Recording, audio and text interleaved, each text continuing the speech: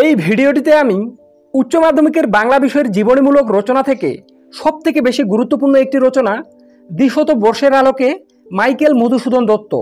এই রচনাটি তোমরা এবছরের বেশিরভাগ হাই স্কুলের টেস্ট পরীক্ষাতেই কমন পাবে। এমনকি এই রচনাটি এবছরের উচ্চ মাধ্যমিকের ফাইনাল পরীক্ষাতেও আসার চান্স প্রবল। তাই তোমাদেরকে আমি বলতে চাই, এই ভিডিওটিতে আমি এই রচনাটির উত্তর যেভাবে করে দিয়েছি, তোমরা যদি ঠিক একই রকমভাবে উচ্চ মাধ্যমিকের টেস্ট এবং ফাইনালে এই রচনাটির উত্তর করে দিয়ে আসতে পারো, তাহলে আমি আশা রাখছি তোমরা দোষের মধ্যে দোষই পাবে। তো কাজে বন্ধুরা, ভিডিওটি বিন্দুমাত্র স্কিপ না করে প্রথম থেকে শেষ পর্যন্ত দেখতে থাকো এবং চ্যানেলে নতুন হয়ে থাকলে অবশ্যই চ্যানেলটি সাবস্ক্রাইব করে পাশে থাকা বেল আইকনটি প্রেস করে রাখো। তো চলো শুরু করি। তো এই রচনাটির উত্তর তোমরা কিভাবে করবে দেখে নাও। তো প্রথমেই তোমরা কালো কালি দিয়ে হেডলাইন করে নেবে মাইকেল মধুসূদন দত্ত। এরপরের পয়েন্ট কালো কালি দিয়ে এটাও পয়েন্ট করবে ভূমিকা। মাইকেল মধুসূদন দত্ত ছিলেন ঊনবিংশ শতাব্দীর অন্যতম শ্রেষ্ঠ বাঙালি কবি, নাট্যকার ও প্রহসন রচিতা। কাব্য সাহিত্য, নাট্য সাহিত্য তথা ছন্দের ব্যবহারে তিনি বাংলা সাহিত্যে নতুন পথ দেখিয়েছিলেন। সাহিত্যে নব্যরীতি প্রবর্তনের কারণে মধুসূদনকে আধুনিক বাংলা সাহিত্যের প্রথম বিদ্রোহী কবি বলা হয়। বিশ্বকবি রবীন্দ্রনাথ ঠাকুর তাকে মধুকবি বলে অভিহিত করেন। এরপরের পয়েন্ট করবে জন্ম ও বংশ পরিচয়। তো দেখে নাও, মধুসূদন বাংলাদেশের যশোহর জেলার সাগরদাড়ি গ্রামে 1854 সালের 15ই জানুয়ারি জন্মগ্রহণ করেন। মধুসূদন দত্তের পিতার নাম রাজনারায়ণ দত্ত ও মায়ের নাম জাহ্নবী দেবী। এরপরে মধুসূদনের পিতা কলকাতার একজন প্রতিষ্ঠিত উকিল ছিলেন, আর তাই বেশিরভাগ সময় তিনি ব্যস্ত থাকতেন। পিতা ব্যস্ত থাকলেও মাতার তত্ত্বাবধানে মধুসূদনের শিক্ষারম্ভ হয়। এরপরে পয়েন্ট করবে কালো কালি দিয়ে এটাও শিক্ষা জীবন। মধুসূদন দত্ত প্রথমে সাগরদাড়ির পাঠশালায় পড়াশোনা করেন। 7 বছর বয়সে মধুসূদন দত্ত কলকাতা যান এবং সেখানে খিদিরপুর স্কুলে 2 বছর পড়ার পর 1833 সালের হিন্দু কলেজে ভর্তি হন। মধুসূদন দত্ত হিন্দু কলেজে বাংলা, সংস্কৃত ও ফরাসি ভাষা শেখেন। এরপরে হিন্দু কলেজে অধ্যয়নকালেই মধুসূদনের প্রতিভার বিকাশ ঘটে। কলেজের পরীক্ষাতে তিনি বারবার বৃত্তি পেতেন। এই সময় নারী শিক্ষা বিষয়ে প্রবন্ধ রচনা করে তিনি স্বর্ণপদক লাভ করেন। 19 বছর বয়সে মধুসূদন ইংরেজি সাহিত্যের প্রতি অসীম টানের কারণে খ্রিস্ট ধর্ম গ্রহণ করেন এবং সেই থেকেই তার নামের পূর্বে মাইকেল শব্দটি যুক্ত হয়। তো বন্ধুরা, তোমরা যদি এভাবে উত্তর লিখে দিয়ে আসতে পারো, আমি আশা রাখছি তোমরা দোষের মধ্যে দোষই পাবে। আর এরপরের ভিডিওতে আমি বাকি যে রচনাগুলি আছে, যেমন জীবনানন্দ দাশ, কাজী নজরুল ইসলাম, তারপরে রবীন্দ্রনাথ ঠাকুর, প্রত্যেকটি রচনারই উত্তর করে দেব। তাই তোমরা যারা চাও সেই রচনাগুলির উত্তরও সবার আগে তোমার কাছে পৌঁছে যাক, আর তুমি সেগুলি পড়ে সামনের উচ্চ মাধ্যমিকের টেস্ট এবং ফাইনালে অনেক ভালো রেজাল্ট করতে পারো, তারা অবশ্যই চ্যানেলটি সাবস্ক্রাইব করে পাশে থাকা বেল আইকনটি প্রেস করে রাখো। কেননা একমাত্র এই চ্যানেল থেকেই প্রত্যেকটি রচনা সহ প্রত্যেকটি সাবজেক্টের অতি গুরুত্বপূর্ণ প্রশ্নগুলি উত্তর সহ আলোচনা করা হয়।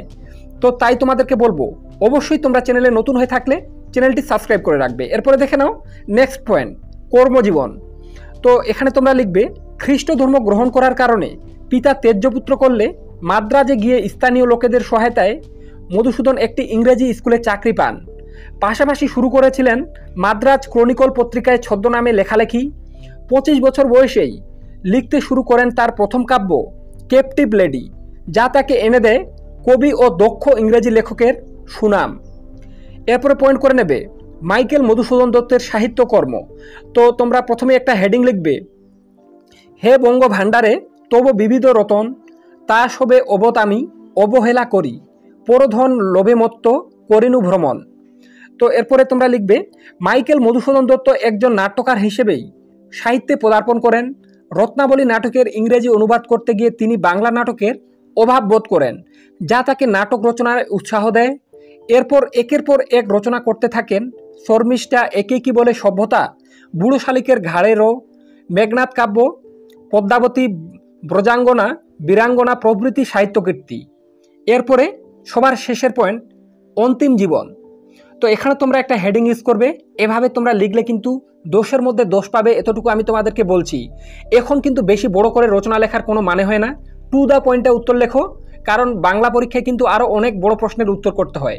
তাই আমি তোমাদেরকে বলবো, যেভাবে উত্তর করে দিয়েছি তোমরা এভাবে উত্তর করে দিয়ে আসলে আমি মনে করি দোষের মধ্যে দোষ পাবে।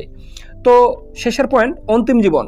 তো হেডিং করবে জন্মিলে মরিতে হবে, অমরকে কথা কবে, চিরস্থির কবে নির হায়রে জীবন নদে, তো তোমরা তারপরে লিখবে চরম দারিদ্রতা ও অভাবের মধ্যে অতিবাহিত হয়েছিল মধুসূদনের শেষ জীবন। 1873 সালের 29শে জুন বঙ্গভারতের দামালপুত্র কবি মধুসূদন ভিক্ষুকের মতো নিঃস্ব অবস্থায় কলকাতার এক হাসপাতালে পরলোক গমন করেন। এরপরে এই প্রসঙ্গে কবি বন্ধু নবীন সেন লেখেন, অযত্নে না অনাদরে বঙ্গ কবি কুলেশ্বরে ভিক্ষুকের বেশে মাতা দিয়াছ বিদায়। এভাবে কোটেশন ইউজ করবে, তাহলে তোমাদের কিন্তু পরীক্ষায় নম্বর বাড়ানোর চান্স অনেক বেশি থাকে। এরপরে দেখে নেবে উপসংহার, অর্থাৎ সবার শেষের পয়েন্ট, এটা কিন্তু লিখতেই হবে। মধুসূদন দত্ত বাংলা কাব্যধারাতে যে অভিনত্ব দান করেছেন তা বিশেষ উল্লেখযোগ্য। তিনি এই পৃথিবীতে না থাকলেও বাঙালির হৃদয় মন্দিরে কবি মধুসূদন দত্ত চিরকাল স্বর্ণ অক্ষরে লিখিত থাকবেন। তো বন্ধুরা, এই ভিডিওটিতে আমি মাইকেল মধুসূদন দত্তের রচনাটি যেভাবে করে দিলাম, তোমরা যদি ঠিক একই রকমভাবে উচ্চ মাধ্যমিকের বাংলা বিষয়ের টেস্ট এবং ফাইনালে এরকম উত্তরটা করে দিয়ে আসতে পারো, তাহলে আমি আশা রাখছি তোমরা 10-এর মধ্যে 10ই পাবে। তাই বন্ধুরা, এইরকম তোমরা যারা চাও আরও অন্যান্য গুরুত্বপূর্ণ রচনা যেমন জীবনানন্দ দাশ, কাজী নজরুল ইসলাম, রবীন্দ্রনাথ ঠাকুর সহ অন্যান্য রচনাগুলি উত্তর সহ তোমার কাছে সবার আগে পৌঁছে যাক, আর তুমি আমার নিয়মে উত্তর করে সামনের উচ্চ মাধ্যমিক পরীক্ষায় ভালো রেজাল্ট করতে পারো, তারা অবশ্যই চ্যানেলটি সাবস্ক্রাইব করে পাশে থাকা বেল আইকনটি প্রেস করে রাখো। তো আজকে পর্যন্তই, দেখা হবে নেক্সট কোনো ভিডিওতে।